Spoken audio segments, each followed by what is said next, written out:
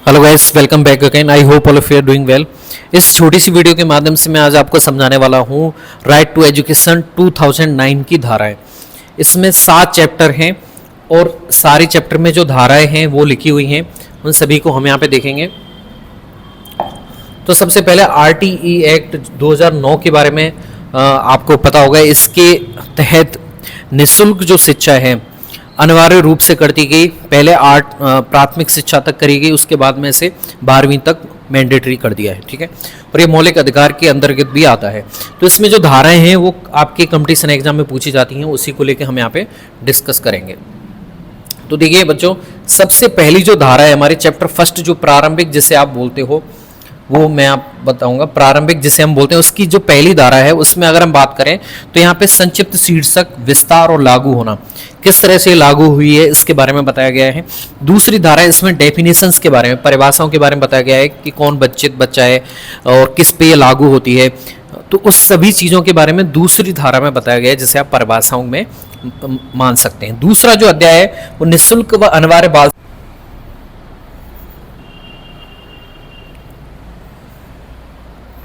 Okay guys, अब इसकी तीसरी धारा पे जाते हैं।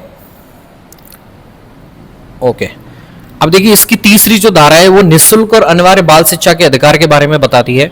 और इसकी जो चौथी धारा है, इसमें बताया गया है प्रवेश न दिए गए व प्रारंभिक शिक्षा पूर्ण नहीं कर पाए बालकों के लिए विशेष प्रावधान है, यानी कि जो वंचित रह गए हैं एजुकेशन से, उसके बारे में बताया गया है आपकी चौथी धारा में। चैप्टर 2, चैप्टर देखिए फर्स्ट में आपकी 2 धाराएं हैं, चैप्टर सेकंड में आपकी 3 धाराएं हैं। तो वो मैं आपके बता दूंगा किस तरह से ट्रिक्स आपको ध्यान रखनी है। 5वीं धारा में अन्य स्कूल में स्थानांतरण का अधिकार है, यानी कि आप जब चाहें स्कूल से टीसी लेके दूसरे स्कूल में अन्यत्र प्रवेश कर सकते हैं RTE धाराओं के तहत। पहले प्राइवेट स्कूल कई बार टीसी नहीं देते थे, लेकिन इस चीज को अब 5वीं धारा में सम्मिलित किया गया है कि स्थानांतरण का अधिकार आपका अधिकार है। फिर चैप्टर 3 जिसमें समुचित सरकार, स्थानीय प्राधिकारी और माता पिता के कर्तव्यों को शामिल किया गया है, वो हम यहाँ पे देखेंगे।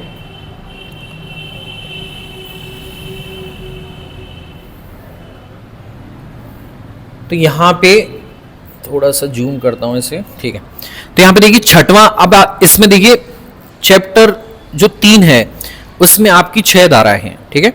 तो 6 धाराओं में आपको किस तरह से ध्यान रखना है, देखिए सबसे पहले 6वीं धारा, उसमें समुचित सरकार या प्राधिकारी का स्कूल स्थापित करने का दायित्व है, यानी कि कितनी दूरी तक प्राथमिक स्कूल होना चाहिए, कितनी दूरी तक आपके हायर सेकेंडरी स्कूल होना चाहिए। तो इस चीज को दूरी के हिसाब से स्कूलों का स्थायित्व करने का अधिकार किसके पास है, समुचित सरकार का है। इसीलिए शिक्षा को समवर्ती सूची में शामिल किया गया, यानी कि इस पर राज्य और केंद्र कानून बना सकते हैं। अगर केंद्र दोनों ही एक जैसा कानून बनाते हैं तो वहां पे केंद्र की पहले सुनी जाती है। फिर 7वां स्कूल स्थायित्व, मतलब आपको इकाई वहां बनाने के लिए वहां पे पैसों की जरूरत पड़ेगी, तो अगला आप पैसे से ध्यान रख सकते हैं कि वहां पे वित्तीय और अन्य दायित्वों का किस तरह से वहन करना है बच्चों, ठीक है। फिर देखिए 8वां, 9वां और 10वां, इसमें दायित्वों के बारे में बताया गया है। तो आपको 10वां ध्यान रखना है। 10वां क्या होता है, जैसे आप माँ बाप से, अपने पेरेंट्स से कुछ कहते हैं तो वो 10 बहाने लगाते हैं। जैसे आपको कोई सामान चाहिए तो वो क्या करते हैं, 10 बहाने लगा देते हैं। तो 10 से आप ध्यान रख लेना कि धारा 10 में माता पिता के कर्तव्यों के बारे में बताया गया है। हालांकि देखिए मैं ट्रिक के लिए बता रहा हूँ, पेरेंट्स एजुकेशन के लिए किसी चीज के लिए मना नहीं करते, बाकी सबकी मजबूरियां अलग अलग हैं। तो आप ट्रिक से जरूर ध्यान रखिएगा कि जैसे मैं अपने पेरेंट्स से कुछ कहता हूं तो वो क्या है, 10 बहाने लगाते हैं। तो 10 से 10वीं धारा होगी। अब माता पिता के कर्तव्य से पहले स्थानीय प्राधिकारी, यानी कि जो लोकल अथॉरिटीज हैं उनके कर्तव्य होंगे, और उनसे बड़ी कौन है, सरकार है। तो उससे ऊपर समुचित सरकार के कर्तव्य हैं। तो धारा 8 में समुचित सरकार के कर्तव्य हैं, धारा 9 में स्थानीय प्राधिकारी के कर्तव्य हैं, धारा 10 में माता पिता के कर्तव्य हैं, ठीक है। तो इस तरह से आप ध्यान रख सकते हो, क्योंकि समुचित सरकार बड़ी होती है इसलिए धारा 8 में आ जाते हैं। उससे थोड़े से छोटे स्थानीय प्राधिकारी होती हैं, लोकल अथॉरिटीज होती हैं, फिर सबसे छोटे आपके माता पिता हैं, तो वो 10 में आ जाते हैं। 11 में देखिए समुचित सरकार का प्री स्कूल शिक्षा की व्यवस्था करने का कर्तव्य है। जो प्री स्कूल से पहले जो आंगनवाड़ी में शिक्षा प्रदान की जाती है वो भी इनका दायित्व होगा। अभी न्यू एजुकेशन पॉलिसी में बाल वाटिकाओं का क्रियान्वयन होना शुरू हो गया है। जो भी 12वीं तक के स्कूल है वहां पे आप देख रहे होंगे एनटीटी शिक्षकों को लगाया जा रहा है, संविदा कर्मियों को, और वहां पे जो बच्चे आंगनवाड़ी और बाल वाटिकाओं में भेजे जा रहे हैं प्री स्कूल से पहले। फिर हम आते हैं चैप्टर 4 पे, ठीक है। चैप्टर 4 में विद्यालय और शिक्षकों के दायित्व हैं। तो यहाँ पे 12 से 28 तक, धारा 12 से 28 तक चैप्टर 4 चलेगा आपके, और उसी में आपके हम चीजें पढ़ने वाले हैं। तो सबसे पहले देखिए 12वें चैप्टर में स्कूल के दायित्वों के बारे में बताया जाता है। 13वें चैप्टर में कैपिटेशन फीस वसूलने पर पाबंदी है, यानी कि प्राइवेट स्कूल में ये फीस ली जाती थी पहले एडमिशन के नाम पे, कैपिटेशन फीस प्रति व्यक्ति जो कैसी थी, गलत फीस वसूली जाती थी, कैपिटेशन फीस, तो उस पर पाबंदी लगा दी गई है। फिर आगे बढ़ते हैं, प्रवेश के लिए आयु का सबूत होना। 14वीं धारा है आपकी, आपको ध्यान रखना है कि जैसे आप स्कूल में एडमिशन करवाने के लिए जाएंगे तो वहां पे आपको सबूत देना पड़ेगा, जन्म प्रमाण पत्र देना पड़ेगा, या फिर जन्म प्रमाण पत्र नहीं है तो उसके बाद में अगली धारा आपको बतानी पड़ेगी कि आप प्रवेश के लिए आयु के लिए सबूत मांगेंगे, लेकिन अगर उसके पास में सबूत नहीं है तो आप उसे इनकार नहीं करेंगे एडमिशन के लिए। आप उसे कुछ समय का टाइम दे सकते हैं, या फिर आप कोई स्टाम्प पे टाइम पीरियड लिखवा के बता सकते हैं कि मैं 1 या 2 महीने में ये आपको प्रमाण पत्र दे दूंगा।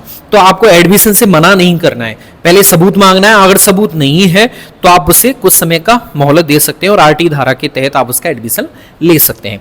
फिर 16 में कक्षा में रोकने और निष्कासन का प्रतिशत, आप किसी भी बच्चे को क्लास में आने से नहीं रोक सकते हैं, ठीक है, यानी कि नियम के तहत या भेदभाव पूर्ण तरीके से नहीं रोक सकते। ऐसा नहीं है कि कोई बच्चा गलती कर रहा है और आप टीचर्स के अकॉर्डिंग बात नहीं मान रहा है तो उसे आप नहीं रोक सकते। स्कूल यूनिफॉर्म में नहीं आ रहा है तो आप उसे बता सकते हैं कि आपको ये नियम फॉलो करने पड़ेंगे, लेकिन आप उसे शिक्षा से वंचित नहीं कर सकते हैं, ठीक है। फिर 17 से देखिए खतरा। 17 से मतलब समझ सकते हो खतरा, यानी कि बालकों को शारीरिक और मानसिक दंड का प्रतिषेध है, यानी कि आप न तो उसे शारीरिक दंड दे सकते हैं या फिर ना ही उसे मानसिक दंड दे सकते हैं। 17 और खतरा दोनों एक चीज से ध्यान रख सकते हैं, जैसे आपने शारीरिक दंड दिया, मानसिक रूप से प्रताड़ित किया तो आप पे कठोर कार्रवाई की जा सकती है। फिर देखिए 18 में बिना मान्यता के आप स्कूल स्थापित करने पर रोक है। आप बिना मान्यता के बिना ऑथोरिटीज के आप स्कूल वहां पे नहीं चला पाएंगे, बिना उनके जो प्रतिमान और मानदंड है उनको पूरा किए बिना आप स्कूल स्थापित नहीं कर सकते हैं। विद्यालय के प्रतिमान और मानदंड ये बहुत इंपॉर्टेंट है, आगे इसमें हम देखेंगे कितने शिक्षक दिवस होने चाहिए, प्रति वीक में टीचर को कितना घंटे पढ़ाना चाहिए जो निर्धारित किया गया है, और आगे हम छात्र शिक्षक अनुपात भी देखेंगे जो इंपॉर्टेंट है, जो अलग से देखेंगे हम, ठीक है। तो 19 में विद्यालय के नॉर्म्स एंड कंडीशंस जो मानदंड है और प्रतिमान है उनके बारे में बताया गया है। 20 में अनुसूची में संशोधन करने की शक्ति। देखिए शिक्षा जैसा कि मैंने बताया समवर्ती सूची में आती है, इस पे कानून राज्य भी बना सकता है और केंद्र भी बना सकता है। तो अनुसूची का संशोधन करने की शक्ति 20 के अंदर दी गई है। 21 में स्कूल मैनेजमेंट कमेटी जिसे एसएमसी कहते हैं। अब देखिए स्कूल मैनेजमेंट कमेटी क्या होती है बच्चों, इसमें जो आपके अध्यक्ष होते हैं वो प्रिंसिपल होते हैं, इसके अलावा सारे सदस्य जो होते हैं वो सारे जो आपके छात्र हैं उनके अभिभावक इसमें सदस्य होते हैं। 50% इसमें महिलाएं रखी जाती हैं। इसमें मैनेजमेंट कोई भी करना है, स्कूल में वित्तीय संबंधित कोई कार्य करवाना है या फिर वित्तीय संबंधित कोई भामाश अगर कोई पैसा दे रहे हैं उसका आपको लेखा जोखा रखना है तो इन्हीं के थ्रू वो चीज़ें होंगी। स्कूल में आप भवन निर्माण करवाना चाह रहे हो तो इन्हीं के तहत आपको प्रस्ताव पारित करवाना पड़ेगा। तो यहाँ पे एक समिति बनाई जाती है जो स्कूल का मैनेजमेंट संभालेगी, ठीक है। अब मैनेजमेंट संभाल लिया, कमेटी बना दी, अब विद्यालय विकास योजना भी तो आप बनाओगे, विद्यालय का विकास करोगे। जैसे आपने कमेटी बना दी तो 22 में विद्यालय विकास योजना। आगे बढ़ते हैं 23 में शिक्षक की योग्यताएं और शर्त। जिस तरह से प्रेसिडेंट की योग्यताएं शर्त होती हैं उसी तरह से यहाँ पे जो बॉडीज हैं जो आपको क्या करेंगे, योग्यता और शर्तों को देख के आपको वहां पे हायर करेंगे। तो योग्यता और शर्तें फुलफिल करना जरूरी है।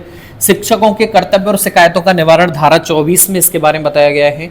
धारा 24 में शिक्षक के कर्तव्य और शिकायतों का निवारण 25 जो धारा है उसमें छात्र शिक्षक अनुपात, टीचर स्टूडेंट रेशियो में 25 जो है आपका छात्र शिक्षक अनुपात के बारे में। तो बच्चों ये बहुत इंपॉर्टेंट है, आगे हम इसी में देखेंगे कि 30 बच्चों पे कितने स्टूडेंट होने चाहिए, 30 स्टूडेंटों पे कितने टीचर होना जरूरी है, 100 से ज़्यादा है तो कितना अनुपात होना चाहिए टीचर का। तो ये हम पढ़ेंगे आगे और अच्छे से। 25 से ध्यान रखना है, 25 यानी कि छात्र शिक्षक अनुपात। 26 में देखिए विद्यालय में रिक्त पद भरना जरूरी है, टीचर्स हैं कि नहीं ये भी सरकार को, लोकल अथॉरिटीज़ को फुलफिल करना है जिससे बच्चों की पढ़ाई पे कोई नुकसान नहीं हो।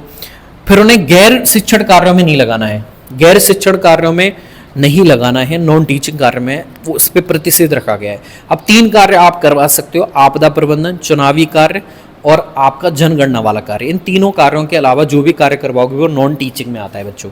फिर प्राइवेट ट्यूशन नहीं कर सकते हो, प्राइवेट शिक्षण कार्य नहीं होगा, मतलब इस जो टीचर है वो प्राइवेट कहीं भी जाके शिक्षा नहीं दे पाएगा, ठीक है। अपने लाभ के लिए वो कहीं भी जाके टीचिंग नहीं कर सकता है, वो स्कूल से अटैच है जब तक, ठीक है।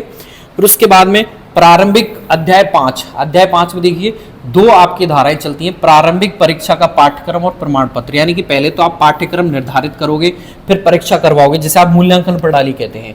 और जब परीक्षा कंप्लीट करवा दी तो आप उसे प्रमाण पत्र भी तो दोगे, पूर्णता प्रमाण पत्र, यानी कि आपने पास कर लिया है, तो वो पूर्णता प्रमाण पत्र होता है धारा 30 में। बच्चों अब हम आ जाते हैं धारा 31, जो कि आपके चैप्टर 6 में बाल अधिकारों का संरक्षण। तो इसमें देखिए बालक की शिक्षा के अधिकारों की निगरानी आपको ध्यान रखनी है, जो समुचित सरकार और लोकल अथॉरिटीज इस चीज को कंप्लीट करेंगे। फिर 32 में शिकायतों का निपटारा किया जाएगा। 33 में राष्ट्रीय सलाहकार परिषद का गठन किया जाएगा, और जब राष्ट्र का हो गया है राष्ट्रीय सलाहकार का, तो फिर राज्य में भी एक सलाहकार परिषद बनेगी, जिसे राज्य सलाहकार परिषद कहते हैं। फिर हम आ जाते हैं मिसेलेनियस विविध, इसमें 35 से 39 तक रखा गया है। इसमें 35 में निर्देश जारी करने की केंद्र सरकार की शक्ति होती है। 36 में अभियोजन के लिए पूर्व मंजूरी लेनी पड़ती है।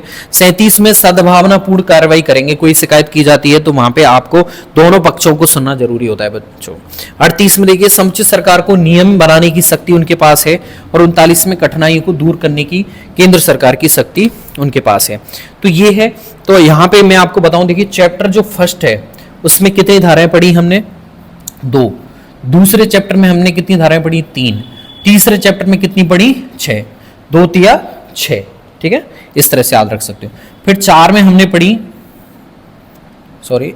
4 में हमने पढ़ी, 4 से आप आगे बढ़िए, 5 जो है उसमें देखिए 2 हैं, ठीक है।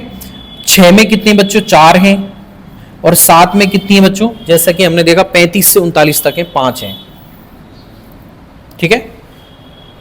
बाकी बची हुई चैप्टर 4 में है, इस तरह से आप ध्यान रख सकते हो।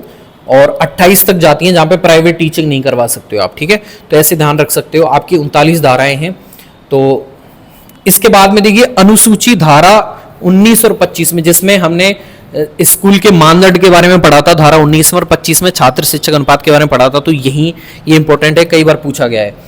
देखिए 1 से 5वीं तक अगर बालकों की संख्या 60 है तो वहां पे 2 शिक्षकों का होना मैंडेटरी है बच्चों, ठीक है। छात्र शिक्षक अनुपात 30:1 माना जाता है जब तक बच्चे 200 हैं, ठीक है। कितना है, 30:1 होना जरूरी है। जैसे ही 200 से अधिक हो जाएंगे तो वहां पे 40:1 हो जाएगा, ठीक है। 40 छात्रों पे 1 टीचर का होना अनिवार्य है, जैसे ही 200 बच्चों से ज्यादा हो जाएगा, ठीक है। अब देखिए 60 तक अगर बच्चे हैं तो 2 होना जरूरी है। 61 से 90 तक बच्चे हैं तो 3 होना जरूरी है। 91 से 120 तक हैं तो 4 होना जरूरी है। 121 से 200 तक हैं तो 5 होना जरूरी है बच्चों, ठीक है। तो यहाँ पे ध्यान रखना है, 150 से जैसे ही ऊपर आएगा तो वहां पे 5 शिक्षक और 1 हेड मास्टर, जिसे आप प्रधान अध्यापक बोलते हैं, वो होना जरूरी होता है। तो ये नॉर्म्स आपको कई बार पूछे जाते हैं कि जब तक 200 से कम हैं बच्चे तब तक आप अनुपात 30:1 लेंगे, 30 छात्रों पे 1 टीचर को होना जरूरी है। जैसे ही आप 200 से ऊपर जाएंगे तब आपको 40:1 रखना है, 40 बच्चों पे 1 टीचर का होना जरूरी है, और वहां पे 1 हेड टीचर भी बढ़ जाता है। फिर 6वीं से 8वीं तक आते हैं हम, तो प्रति क्लास 1 टीचर, विषय वर्ग के लिए कम से कम 1 शिक्षक का होना जरूरी है, विज्ञान और गणित के लिए, सोशल साइंस के लिए और भाषा, तीनों के लिए अलग अलग, ठीक है। फिर 35 स्टूडेंट के लिए कम से कम 1 टीचर होना जरूरी है, 35 स्टूडेंट के लिए कम से कम 1 टीचर होना जरूरी है। 100 से अधिक बच्चे होने पर वहां पे निम्न चीजें होना जरूरी है, 1 पूर्णकालिक वहां पे प्रधानाध्यापक होगा, ठीक है। अंशकालिक शिक्षक आप कला शिक्षा में दे सकते हो, कार्य शिक्षा, स्वास्थ्य और शारीरिक शिक्षा में अंशकालिक जो संविदा कर्मी है आप इन्हें बोल सकते हैं, कुछ समय के लिए व्यवस्थार्थ अगर आप इन्हें लगाना चाहते हैं। फिर कार्य दिवस की बात करते हैं तो देखिए 1 से 5वीं तक के लिए 200 कार्य दिवस के बारे में यहाँ पे निर्धारित किया गया है। 6वीं से 8वीं तक 220 पूरे सत्र में कार्य दिवस होना जरूरी है। 1 से 5वीं के लिए 800 शिक्षक घंटे निर्धारित किए गए हैं 1 से 5वीं के लिए, और 6वीं से 8वीं के लिए 1000 घंटे निर्धारित किए गए हैं। प्रति सप्ताह टीचर के लिए वर्ग की न्यूनतम संख्या, जिसमें पठन पाठन आता है, मतलब तैयारी भी, जिसमें तैयारी का घंटा भी शामिल किया गया है। आप जो पढ़ाने जा रहे हो उसमें एक कुछ समय तैयारी के लिए भी तो लगाओगे, तो दोनों को सम्मिलित किया गया है। तो यहाँ पे 45 शिक्षक घंटे प्रति वीक टीचर के लिए मिनिमम होना जरूरी है। तो आपको ध्यान रखना है 200 कार्य दिवस 1 से 5वीं तक, 6वीं से 8वीं तक 220 कार्य दिवस, 1 से 5वीं तक के लिए 800 शिक्षक घंटे और 6वीं से 8वीं तक 1000 शिक्षक घंटे होना जरूरी है बच्चों। तो ये सारे नॉर्म्स एंड कंडीशन आरटीई धारा में है। आई होप आपको समझ में आए होंगे।